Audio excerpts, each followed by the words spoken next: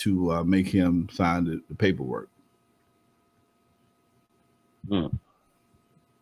Yeah, interesting story, man. Buckshot L64 says, Lonzo, can you talk about your club current affair? Current affair.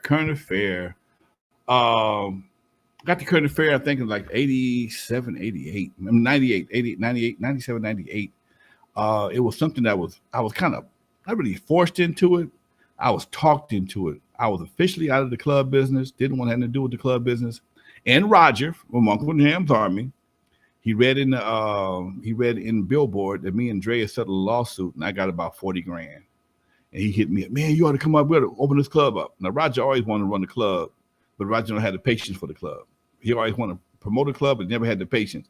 Man, you could do it, me, you could do it. You could run the club. I could bring in acts, blah, blah, blah, blah, blah. That's how we got to Dramatics at the current affair. And when we first got there, I got the money from the settlement, and we had to go in there and start fixing shit right away to get ready to open up. And Roger didn't have any money at the time, and he was kept promising me he'd have the money for me after you do this Uncle Jam's Army reunion.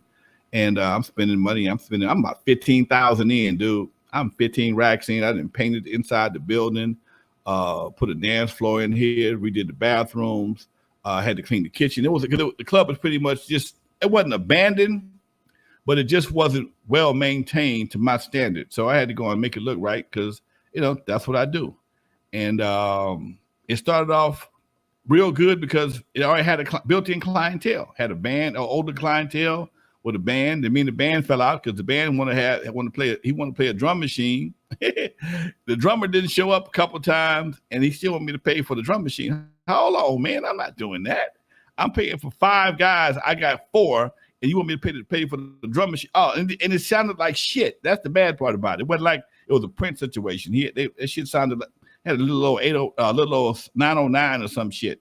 Anyway, when it came time to pay the money, finally, Roger didn't come up with the money, and I had to pull the plug. Hey, man, after this right here, if you ain't got it, I got to go by myself.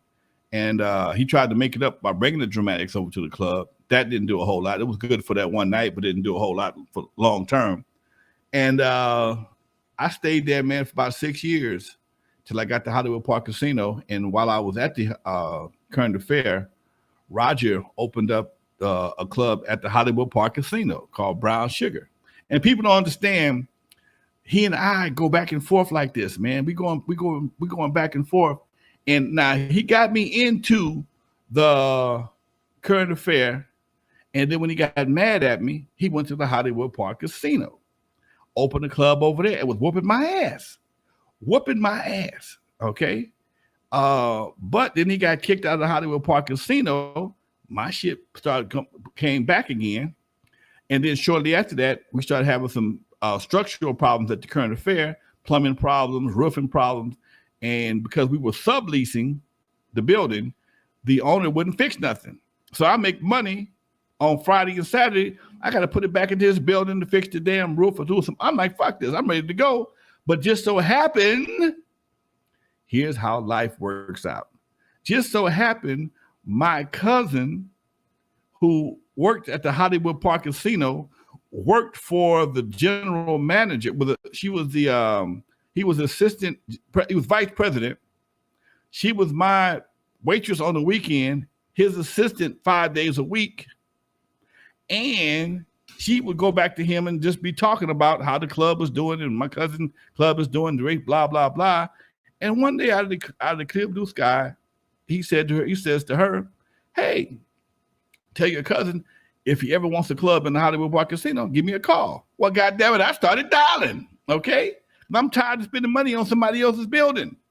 And sure enough, we cut a deal to go to the Hollywood Park Casino. And as soon as I did, me and Roger fell out again. He hadn't been in that club for 18 months, but he was mad because I was in that motherfucking club, okay? And I mean, it was a whole nother situation. And again, people who don't know the ins and outs of our relationship, accuse me of hating on. I'm not hating on. I'm telling you the story, okay? Unfortunately, he's not here to tell his side of the story. In fact, speaking of the dramatics, when I was at the Hollywood Park Casino, one of my clients, my accountant, he had a client that was doing a party for the dramatics. She loved the dramatics. She had booked him, paid him a full fee to play at the damn it, with Shalimar on Crenshaw, damn it, Mavericks Flat. Okay. Well, my accountant said, go see my boy over at the Hollywood Park Casino. Maybe I can work a deal over there. And we did. She comes over to see me, sees the club, meets me, understands I know how to promote. She started giving me money. She gave me like $4 or $5 grand that day to bring the dramatics from the Maverick Flats to the Hollywood Park Casino. And as soon as the word got out to Roger, it was a problem. And it got so bad that the dramatics were about to cancel the show. Lady had blood pressure, went through the roof. It was a 50th birthday party. All this money tied up, so I had to cancel my show at the Hollywood Park Casino so she can take it back to Mavericks Flat, so that Roger wouldn't have a hair up his ass. Oh, it was crazy back then, man. You know, and that was the one time I'd planned on doing some shit to him, and the only reason why I didn't do it, because my son was about 3 or 4 years old, and he at that time, every time I put on my shoes, he started grabbing his. Where you going, Daddy? I'm going to take you after business. I'm going with you. No, you can't. He started crying, and when he started crying, I gave me time to think. I said, this brother got a bad heart. If I go over here and do something to him because I'm pissed off, and he died, I'm gonna catch a case, and that changed my mind. Simple as that. And we never had a fist fight, but I wanted to whoop his ass a couple times though. And that was the difference. That's the difference in today's times and back then. Okay. My daddy told me, I learned a long time ago. My daddy said, man, you know, if somebody have a heart attack, you push them and they fall while you fighting or arguing, you're gonna catch a case. That's the case. If somebody has a heart attack while you fighting with them, you could be in a heated argument depending on the circumstances, and they have a heart attack while y'all having an argument, you can catch a case. You got to go defend yourself against the law saying, hey, man, it wasn't that serious. I didn't know he had this. We were just arguing, and he dropped dead. Well, did you hit him? Blah, blah, blah. No, I didn't do that. You might get away with it. But if you touch him, and this is what my lawyer partner told me, if they die within a year, you can catch a case. Damn. Mm-hmm. One of my boys that and I was doing my podcasting classes over on the internet during the pandemic. One of my boys said one day kept him from going to jail for life. He got into an argument with his dad, and his dad got sick and was about to die, and he died one day short of the statute of limitations, and he didn't go to prison. One day. Okay. If he had died the day before, he got 25 to life. Damn, dude.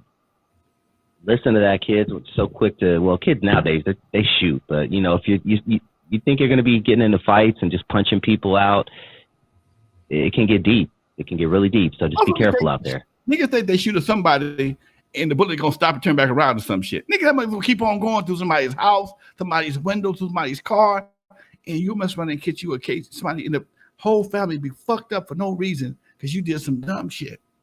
That's why I'm not that big of a fan of open carry. Because if you get to shooting, bullets start flying down the street, man, you ain't no telling what a bullet can do to somebody. In fact, I just saw a feed today on a news feed today where 5 people got shot. Cops were shooting at one dude, missed him, and hit 5 other people. Okay, so 5 people got shot because one guy he had a gun. They say he dropped the gun, but the cops were shooting at him anyway. And 5 other people ended up with bullets in their ass behind one person.